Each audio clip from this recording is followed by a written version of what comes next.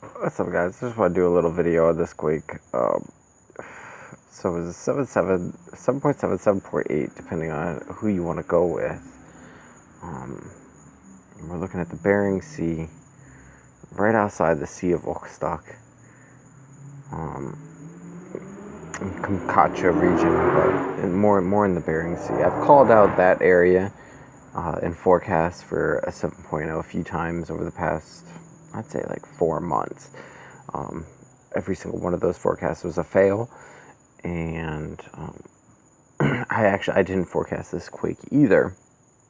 And what's really interesting is we did have some space weather. A lot of people go with the solar trigger for earthquake analysis, earthquake forecasting, and I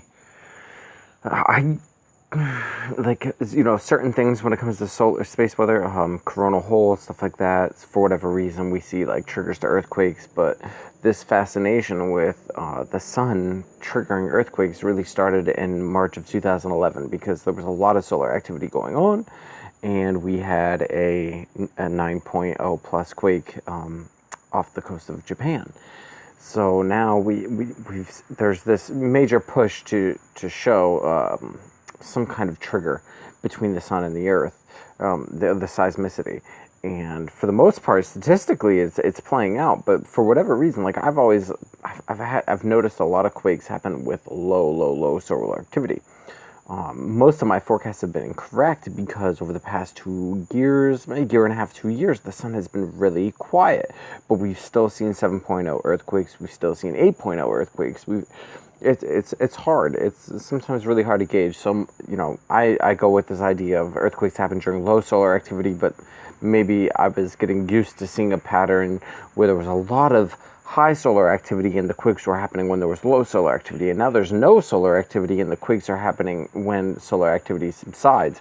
We just had a CME coupled with a coronal hole stream. As that subsided, we've seen the biggest earthquake of the past year. So if you, the other thing I'm looking at here is I'm seeing the aftershocks or, foreshocks. It's really hard to gauge. There was a 6.2 here and a bunch of what we would have considered aftershocks to that 6.2. And then later on in the day, there was a 7.7, 7.8. So the 6.2 is now considered a foreshock, and there's ways of looking at the data where we're supposed to basically be able to understand foreshock, leading up to a bigger quake, and most of the time it's guesswork, but the way I'm seeing this spread along an area that has been called out for instability by the USGS and by people who watch this, this whole entire area is supposedly set for a massive earthquake. Here we have what's going on now, but just to the east of it is the Aleutian Islands. There's been a lot of talk about the Aleutian Islands in the media lately, and potential seismicity and whatnot. So there you have it. But USGS has been a little slow to update, but there's an uptick in play right now. Now they updated to show they're calling it a 6.4 in Peru. This showed up on EMSC a long time ago, and EMSC went with a 6.6. But if you look, they even have it at a 7.0 in the green. This has been reviewed by a seismologist, and so I don't know. USGS took a long time to update that. It's been about a half an hour since this was posted on EMSC, and I updated the thread, and they just now posted it as a 6.4. EMSC has a different monitor having it as high as 7.0. They have that highlighted in green. It basically means it's something to be looked at.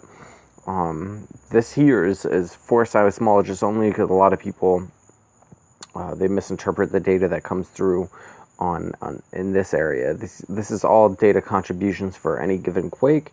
So a quake happens, and whatever seismometers are close by whatever networks are close by will post their interpretation automatically. It's all computerized automatically of what they believed the earthquake to be in intensity as far as magnitude is concerned.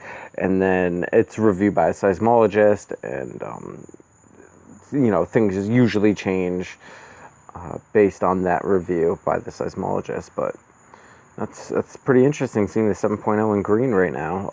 That recently changed as well. A lot of aftershocks with that Russian quake in the Bering Sea. We're going to keep an eye on the situation. No tsunami threat. We did see 7 buoys in event mode. It's basically just means they felt a shock wave. They felt some sort of deviation, but no tsunami ensued. Tsunami is a big part of tsunamis is the type of earthquake it is, whether it's slip strike, whether it's mega thrust, subduction, all that. But yeah, that's about it for now. All right, guys. Peace and love.